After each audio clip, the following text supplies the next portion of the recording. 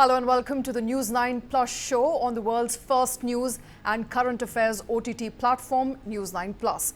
The imprint of Make in India initiative has become visible across sectors, including areas where we never ever dreamt of making an impact, Prime Minister Narendra Modi said on Wednesday. In a blog on LinkedIn, he lauded everyone who played a key role in making the initiative and launched a decade ago.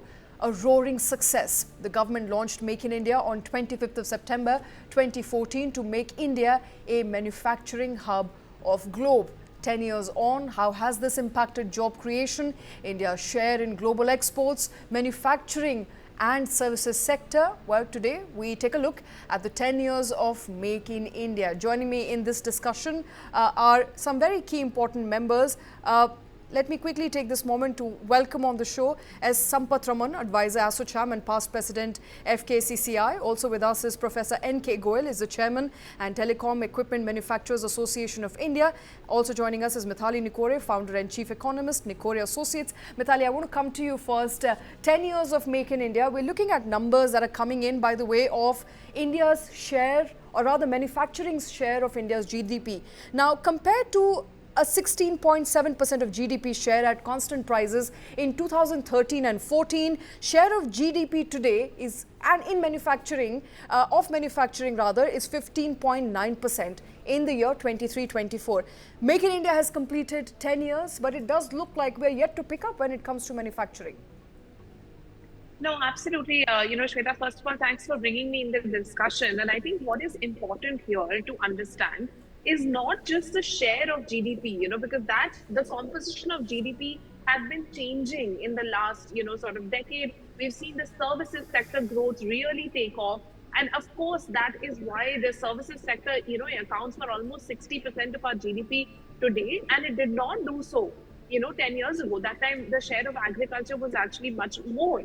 And even the share of government spending was much more. So I think it's important to acknowledge that the composition of GDP has changed, and of course, services sector has grown much faster. However, in the absence of Make in India, the question is not whether Make in India has succeeded or not. I mean, has manufacturing gone up or not? Without Make in India, we might have seen the share of manufacturing fall even more. But because of Make in India, we have been able to maintain that share of manufacturing from 16% to say a 15% today, because Make in India as a program has ensured that there has been an improvement in the ease of doing business, and India has made competitive compared to other economies which are also putting in a lot of measures and a lot of marketing and a lot of regulatory reforms and labor reforms to bring developed countries and investors to their economies and come and manufacture there. So in the face of this kind of global competition, Make in India has actually given us a framework, an edge to market the opportunity to manufacture in India, as well as to actually implement a lot of the measures and reforms that were required to make manufacturing sustainable. And the last data point I would say in this segment is around last year's growth rate. See, it's not only about the composition, but it's about the growth. Last year, manufacturing hit a growth rate of 10%, which is something which has been unprecedented. We have not seen it in almost 5 to 6 years, but after 5 years of concerted effort, we are now starting to see the results. So I feel in the next 5 years, we'll see more of the results. And of course, the PLI scheme, which has been a complement to Make in India. I'll come to PLI in just a bit. Mithali, thank you very much for setting the ball rolling. And I'll come to PLI. We have a long discussion ahead of us. Let me quickly get in Mr. Sampath Raman into this conversation. Sir, if I were to ask you 10 years on, and we're looking at data, of course, but if I were to ask you to sum up what has come by the way of that Make in India program, which was launched in September of 2014, how has the manufacturing sector in this country really progressed? What are your takeaways, sir? How have things really changed? And as Mithali pointed out, it's not so much as the share of manufacturing in the GDP, but other reforms that we have seen. According to you, what were those key reforms that India has been able to bring about in the last decade? Thank you for bringing me in this discussion. I would compliment Modi government for having introduced excellent infrastructure schemes. There's a massive growth in the infrastructure. road, rail, airport, seaports, whatever you talk about, everywhere there has been massive improvement. Digital structure has improved excellently.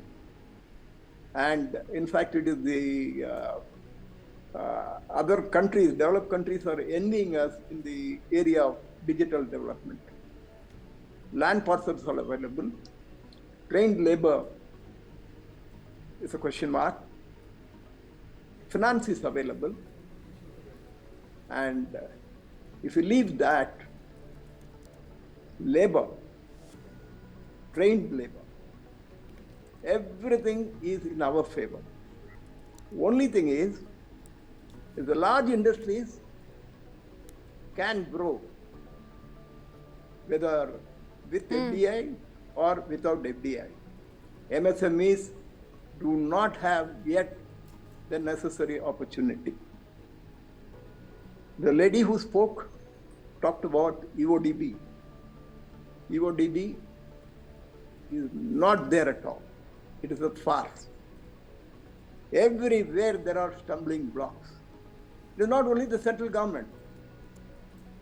It is both center and state have to work together in this area, especially when power, water, labor, all land, all are in the hands of states. Not much can be done by the center. If both of them work together, or in all the states where both are working together, the growth is phenomenal. And okay, the one thing I would, rather 2 points I was critical about is the subsidies which are given for Sir, the social. Sir, sorry, They we'll stick to Make in India for now, if you allow me to, because we're discussing 10 years of wait, 10 years let of the Make in people India, go- sir. I would like to stick to Make in give India. me a Let me quickly second. bring in Mitali back into this conversation. Then, Mitali, to your point, and you were discussing, of course, how PLI has been a great initiative by the government, the current NDA government, to really bring about some sort of change when it comes to manufacturing in India. For the longest time, we talked about rolling out a red carpet, getting rid of red tapeism. But as far as setting shop for some of these key industries in this country is concerned, we've seen electronics do fabulous when it comes to making in India. India's share of electronics manufacturing globally has gone up. Some of these key sectors, including pharmaceuticals, have done really well when it comes to PLI. According to you, has PLI been a success? So I think, first of all, it's not fair to evaluate PLI at this point. The PLI scheme was introduced in 2021. We've only seen about 3 years of its, implementation. Of course, the initial data is showing that the PLI scheme is progressing. So, of course, the initial trends seem to suggest that we're going in the right direction. But we have to give it sufficient time. I would say 5-year mark is where we should be commenting on whether it's a success or not. The second point is, which are the sectors that are doing really well on PLI? The first one, as you said, electronics. The second one, I would say, is smartphone manufacturing. 99% of smartphones that are being used in India today for domestic use are being manufactured in India. I mean, this is a massive turnaround from a situation in 2021 where almost all of our, electronics were imported. The second area in which it's doing really well is actually when you look at the components manufacturing. A lot of auto components, electronic components, we don't see these sectors because they are not so glitzy. But you can see even like a number of companies are coming in from Japanese and South Korean companies coming in the value chains, setting up manufacturing units. I've personally seen them in several clusters in the south of India as well as in Rajasthan. And we can already see the impact of those on the local economic development. And then the third aspect about PLI, which is very important, is that certain companies are taking the decision to manufacture in India and also export, like not only for the Indian market, but also export to other markets from India. And that brings us crucial foreign exchange. So therefore, there's a very important benefit of the PLI scheme, which right now has not been captured, but we need to study that in terms of how many companies are saying we'll manufacture in India and export from India because of the PLI scheme. All And I right. think this is happening more and more in my consultations. Absolutely. I think that will be an important thing to note down, whether to understand if PLI for the past 3 years has been a success or not. But let me also get in, Mr. Sampath Raman. I think an important conversation that we were having is with respect to India's export share. Now, without really going into numbers, we do know that we are living in a very difficult economic environment. While India has been able to cut down on its import, which means essentially signifies that there's been some sort of self-reliance, that India is meeting its own needs and demands internally. Export figures are not looking very good right now. Would that be because our exports are not subpar excellence? We've not been able to tap into new supply chains? Or do you believe it's because of what's happening socio-economically, geopolitically, worldwide, where the demand seems to be way lower today in the past couple of years? This is what I was trying to bring about in my discussion. If the cost of production is going to be higher than China, you can never be on the growth path with respect to export. The funniest part is, what was $20 billion current account deficit has gone to $30 billion. It is all because we are not competitive. That's the one point I was trying to bring about when I said the subsidies are getting loaded to the cost of power, cost of water, cost of all other inputs. Say, if there is an NPA of a large industry, whatever is the write-off that is done, in the interest form, it is loaded on the MSME. This is how the costs are going up. So our MSMEs are not competitive, because of which we are not able to grow in exports. If you ask about PLI, yes, it's a great success in my opinion. In case of large industries, like what Mithali quoted, and also semiconductor recently, a lot of investments are coming in. And pharma, there are a lot of investments have come. It is all in the large industries. If India has to grow, 97% of the MSMEs are micro, and they also have to grow, and they are to be export capable. Their quality is poor, their costs are higher. What do we do for that is the important question. All right. Mithali, I think a very important point, brought about by your fellow panelist, and that is that India is losing out when it comes to manufacturing, and which has been recognized by Commerce Secretary as well, is that when it comes to making and competing with countries like Mexico, Vietnam, Bangladesh, we incur a high cost, and we incur a high cost not at the factory gates, but also the cost of logistics, which is relatively higher in India compared to some of these developing nations. What does one really do about it? We know that there is a bottleneck here. What should we do to mitigate these costs? What should we do to compete with these countries? Absolutely. And in fact, I'm really glad that you brought up Vietnam, because I literally just returned from a 2-week trip to Vietnam, and really spent a lot of time studying the industrial clusters there, studying the logistics. And see, there are 2 or 3 differences between, say, a Vietnam kind of a country and of course, India, which is much, much bigger. So it's obviously, one is the geographical size. But some of the things we can do, when we look at countries like Vietnam, how they have optimized.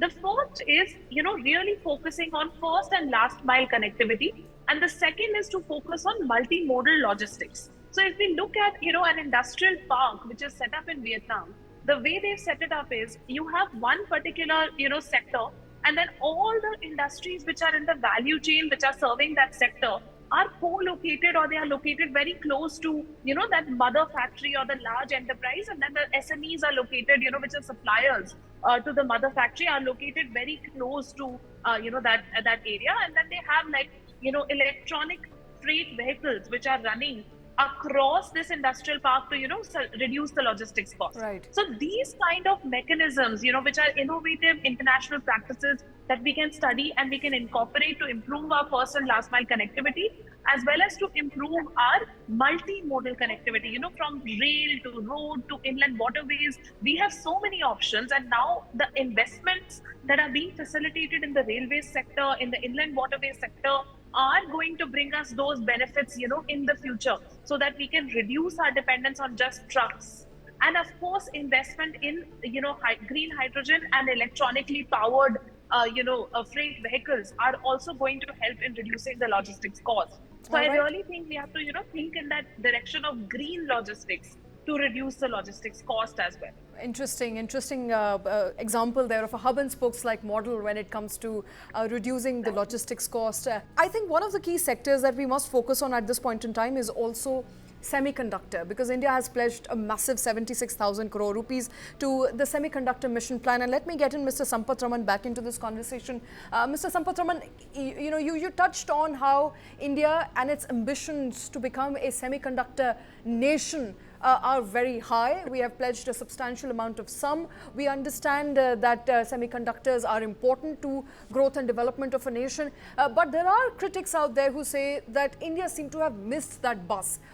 While we are doing enough and more to get fabs in place, to set up shops, or to set up rather semiconductor facilities which can not so much manufacture but can facilitate manufacturing. In your understanding, do you think we must miss the bus, sir? Or is there enough and more interest when it comes to semiconductor, and we will be able to give a competition to some of those players who've been making semiconductors for a while now?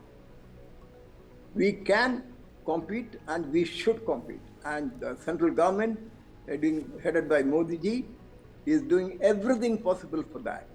See, the sectors which we have to concentrate are, as Mithali said, the mobile phones and electronics, then the bulk drugs, which you had mentioned, and semiconductor, and similar large industries, we have to concentrate. Now, I only added the need to concentrate on MSMEs also, make them competitive. The one point I want to bring about here is, we are importing pins, we are importing patakes, we are importing watches. See, we say, our traders lack patriotism. That is not the question. If the quality is good and the price is better, people will import. If we have to prevent that, we have to be competitive inside. Okay. Are we looking at it? This is a very, very important question. And there is one point I want to add more is, the complaint cost in India is very, very, very high. Professor Goyal, we missed you during the entirety of our conversation. So let me end with you, sir. We are talking about PLI, we're talking about Make in India. It's been 10 years of Make in India. It's been a couple of years since PLI scheme was launched in telecom sector for that matter, and alluding to what some of your co-panelists are saying, and they're saying if you do not make quality products within the country, the chances of it being exported are very, very low. At the same time, if you continue to be import dependent, which is the case here in telecom sector, because the data suggests that India imports 7 times the telecom equipments it exports out of the country. As someone who's a representative of the telecom sector, run us through what your experience has been of 10 years of Make in India and whether PLI has been successful in your particular sector. First of all, let me say that MII scheme has been most successful in terms of our Honorable Prime Minister roaming success. I tend to disagree with some of the things spoken about the MSME. MSME have got the biggest advantage and initiatives. In our sector especially, MSME has come up with the 5G products nowhere in the world. States are competing very fiercely, so states and central coordination is not the issue now. And about the quality, there is no issue of the quality in the telecom electronic sector because the specifications are governed by the world bodies. Now, having said that, I would like to repeat that in the electronic telecom, PLI has been most successful. We are the second largest manufacturer of mobile phones in the country. 93% of our demands are being met within the country. Another thing very important for our sector is that we were importing so far telecom equipment, the wireless equipment. Now we have our CDOT, Tejas and TCS. They are supplying local manufactured 4G to BSNL. They will also supply 5G. We have embarked upon an ambitious mission for 6G, India to be the global leader, and we will. PLI has been very successful. There are lots of things which has gone into this thing, including, in fact, India is now treated world over as the most safe, secure, and reliable and economically telecom manufacturing country because our products are safe, secure, cyber safe. We are giving the best quality. In fact, in the case of 4G, our quality is better than anybody else in the world. Okay. And then just one specifically some of the thing like PLI and also Gati Shakti has been very nice. And last sentence is that our Minister of Communications, Mr. Sindhia, he's so interested and so keen that every month he is taking meeting. Also the Piyush Goyal. Professor Goyal, thank you for summing that up for us. I think with that we've run out of time on this segment, but I think important takeaways, of course, is that we've come very far when it comes to making in India. It's been 10 years of Make in India, while the numbers when it comes to manufacturing share of the GDP may not be the only area of interest that can attest to the success of Make in India. There are various factors that are quite in line with what was expected of Make in India program 1 decade on, and the industry leaders, of course, are very confident of what India is capable of achieving. Mithali Nikore, Professor N.K. Goyal, S. Sampath Raman, thank you very much for taking time out. Jumping a traffic light, driving on the wrong side, driving without a helmet, overspeeding, these are some of the common things that one sees on a daily basis on our roads almost every day. Now, a report by the Ministry of Road Transport and Highways done and conducted in 2022 says that in just 2022, that year, India recorded over 4.37 lakh road accidents, resulting in approximately 1.55 lakh deaths. And a 2023 report of the Delhi Traffic Police says that 60% of fatal road accidents involve vehicles that had previously been fined for traffic violations, primarily overspeeding and red light jumping. So it is no wonder that Delhi Lieutenant Governor V.K. Saxena has written to Union Finance Minister Nirmala Sitharaman seeking a change in policy that allows for higher insurance premiums for vehicles, especially those that have a history of traffic violations. Now, LG has suggested a layered insurance premium system based on the frequency and the severity of traffic violations as recorded in MORT's Vahan database. So today we are asking, as there is an obvious correlation between repeated traffic offences and the risk of accidents, will this financial deterrent encourage a better driving behaviour? We have seen Indians behave when they travel abroad due to heavy fines. So can this encourage better driving behaviour? And if there is a correlation with respect to repeat traffic offences and the risk of accidents rise, will an insurance premium which is proportionate to the accident, an offence, will that ensure that more people behave? All of those questions, of course, we're asking here. Joining us on this show is Anurag Kulshrestha, he's the President TRACS. Also with us is Dr. S. Velumurugan, he's a Chief Scientist, Traffic Engineering and Safety. And with us is Ved Bhushan, he's the former ACP, Delhi Police. I want to come, gentlemen, thank you very much for taking time out. I want to first come to you, Anurag. We're looking at numbers here which are very, very alarming when it comes to road traffic accidents and what it costs to the GDP. Approximately about 3% of the total country's GDP is spent only on accidents, in either catering to accidents or loss of human life and loss of resources. To your assessment and in your understanding, heavy fines, is that the solution to trying to mitigate the problem of traffic offences and the growing traffic offences year after year? Of course, increasing penalties will a great deterrent in case of stopping the accidents. But we have to think about this. What type of enforcement or implementation we are doing in our country? In 80% cities, there's no enforcement.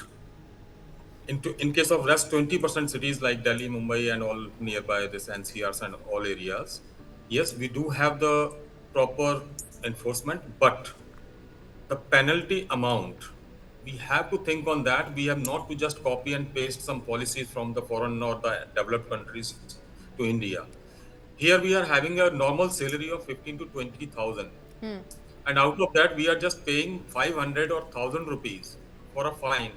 Is it a great amount to have our law-abiding people? No, never. And that is the result. The accidents as well as deaths are increasing day by day, and our union minister has to say and has already said it publicly, he is apologizing for the same. He is unable to stop the accidents. Now, about this about the increasing fine through insurance sector. Of course, we have to think in our India, we do have 75% almost population for this vehicle population for this two-wheelers. We are not focusing on that sector. How much premium they are paying? Just 2,000 or 2,500 per year. If there is an increment by maybe 20% or 25%, maybe 50%, how much they have to pay per annum? That is 2,000 to 3,000. And out of that, mostly 40 to 50%, they are not having any, they are not paying the premium for insurance premium. This is also on record. Okay. So we have to think while implementation and type of implementation we are having. First, we have to provide the better infrastructure, because in case of developed countries, they are paying 40% to 50% taxes to the government, and out of which government is providing the better facilities in case of infrastructure and in case of proper enforcement also. We don't have proper enforcement, we don't have proper I think that's an infrastructure. important point. Let me quickly get in Dr. S. Murugan into this conversation. Sir, in your assessment, is it a problem with not having enough fines in place, or is it about implementation? Because despite all those changes in the traffic rules, in the new traffic rules in India that were introduced by the changes in the act itself, it does look like that hasn't seemed to deter people from either consuming alcohol and driving or dangerously driving, which are some of the common reasons for why traffic road accidents really happen in the first place. So do you believe that, basically increasing penalty or increasing insurance premium alone is going to be of help? Yeah, basically, as you know, into 2019, this Motor Vehicle Act amendment came, and subsequently now we see it. It was implemented in some of the states, including the state of Delhi. But when they implemented it, basically, if you try to see, it's on the ground adherence in terms of payment of the fines. That is missing. But basically, even though there is a fine is imposed to that extent nowadays, a fine is somewhat hefty as per the motor vehicle amendment for red light violation and 2,000 rupees. But still, people don't pay it, and they wait for Lok Adalat to get it cleared. And I heard from police itself recently in one of the forums, they told only 7% of these things gets cleared. The remaining, they just come to Lok Adalat and try to ask for redemption. So that kind of attitude is still there. That should not be encouraged, I would say, so that you try, if at all a person is a repeat offender, other than the insurance premium, that is one thing Honorable LG has spoken about. We should think about implementing in terms of even to the extent of suspending the license or revoking the license. So that kind of stringent measures are expected, rather than just try to take only implementation of the fine, Okay. I would say. All right, and I think no better to answer than from the traffic police's point of view, Mr. Ved Bhushan. Sir, help us understand. There are two problems here. One, of course, is that people don't really comply with the law, and even when they are fined by the traffic police, there is a constant disagreement as to whether we should pay the fine or we should pay off the policeman. Now, that set aside, in your assessment, do higher fines really deter people? Because I believe, and correct me if I'm wrong, this has to be a cultural shift, there has to be a behavioral shift, and I believe traffic police also tries to change that behavior, inculcate that behavior from early on through various workshops in schools and colleges. As a retired police officer, I think it's a welcome step by the government, and I want to clarify for your viewers that it's for, just you can say, for experiment basis. It's being examined at Delhi NCR by the Lieutenant Governor of Delhi, not for whole India.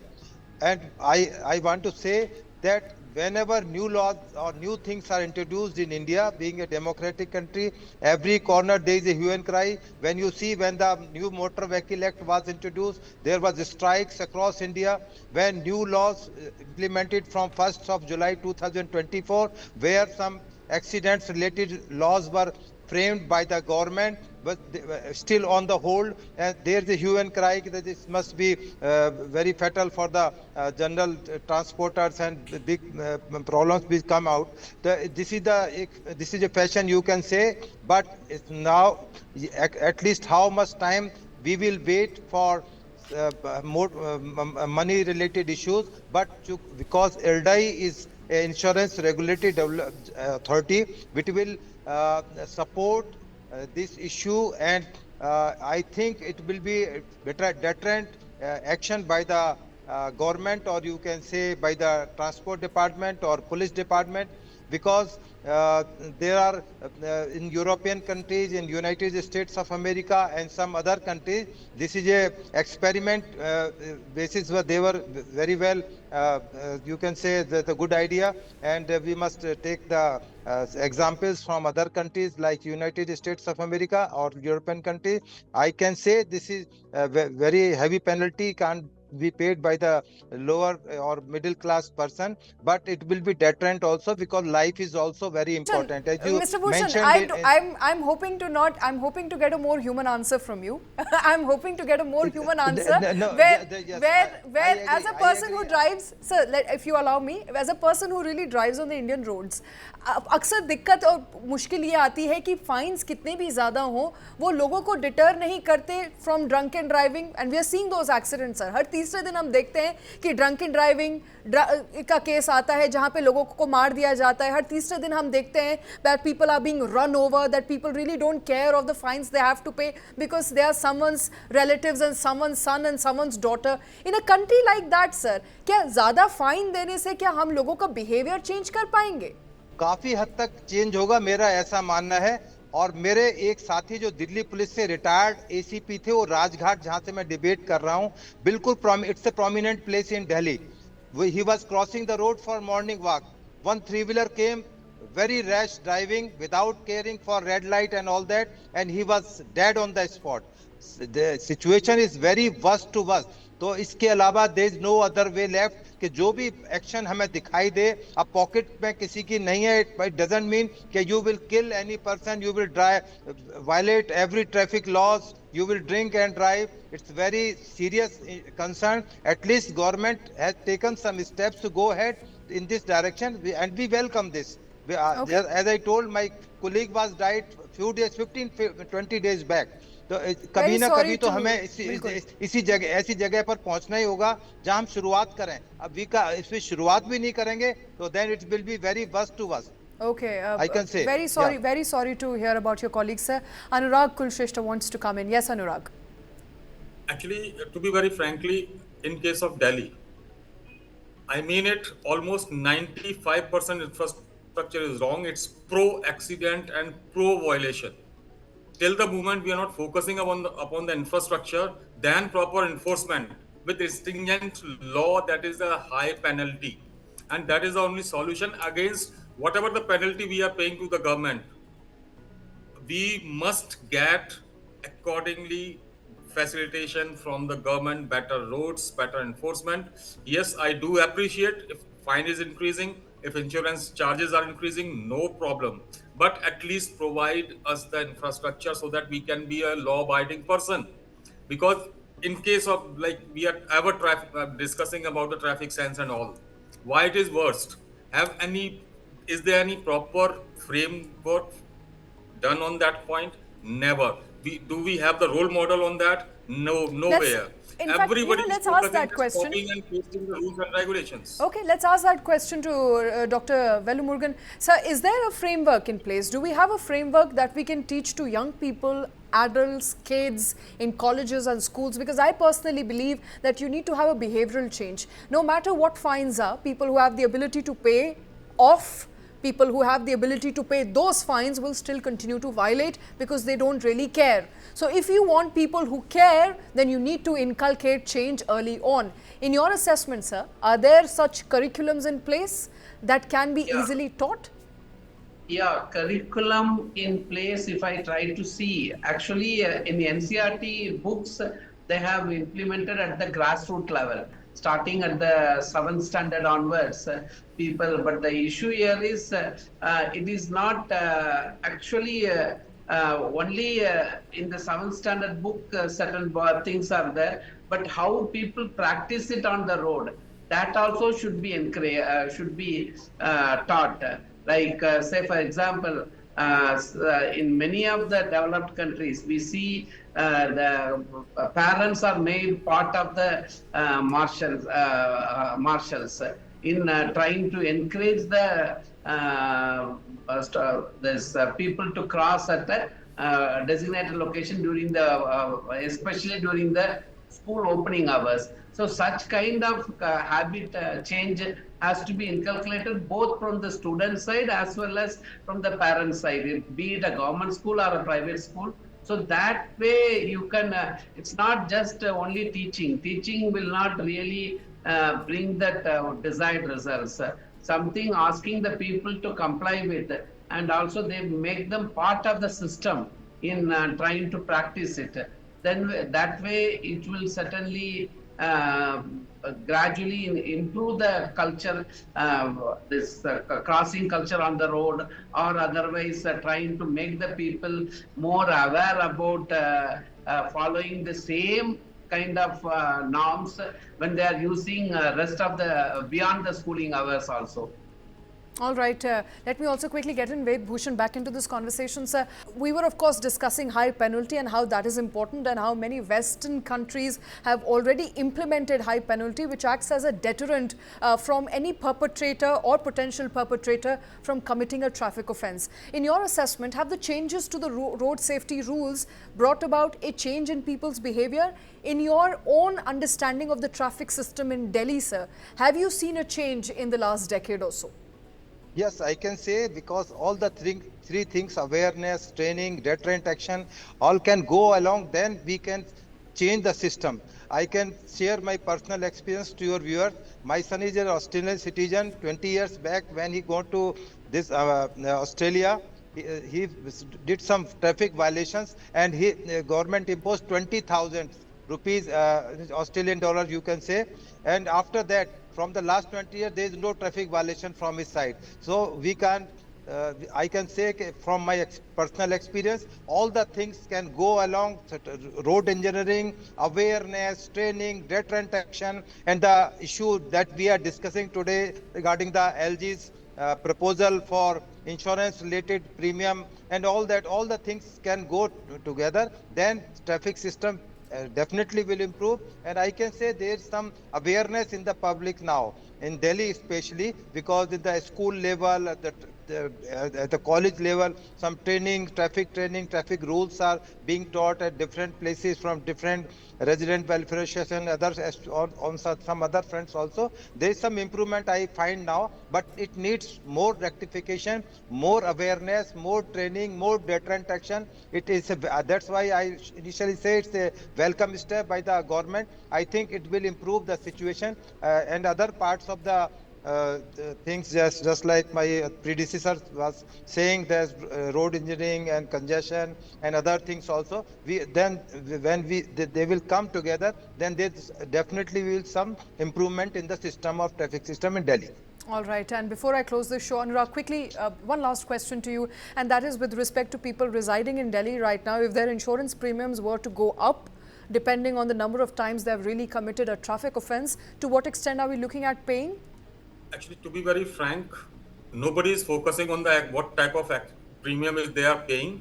When they are purchasing the vehicle, at that time, your dealer is saying this much is the premium, this much is the road tax, and this much is the value of the vehicles, and we are paying. After that, every year we are getting the calls from the insurance companies that this much is you have to pay. Second company is saying this much you have to pay, and the least which we are paying. To be very frank, we have to focus on one characteristics. We are having 75% almost two-wheelers movement on our roads. We have to focus on that particular system. Right now, Delhi police is not having the chalaning system or the digital chalaning system for two-wheelers. They are just focusing on the cars and cars and cars. So first, we have to think about the deterrent in case of type of enforcement we are having, type of roads we are providing to these people of Delhi especially.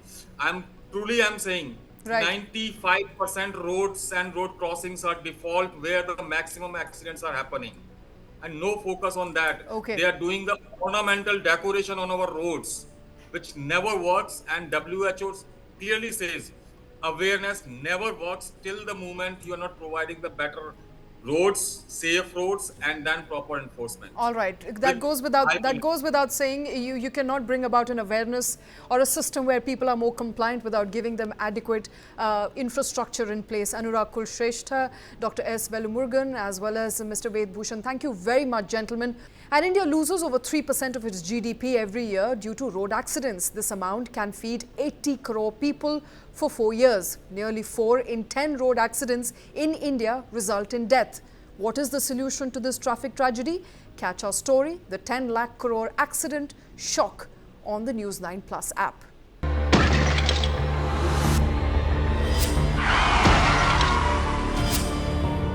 When we talk about India, unfortunately the country has the highest burden of road crash fatalities.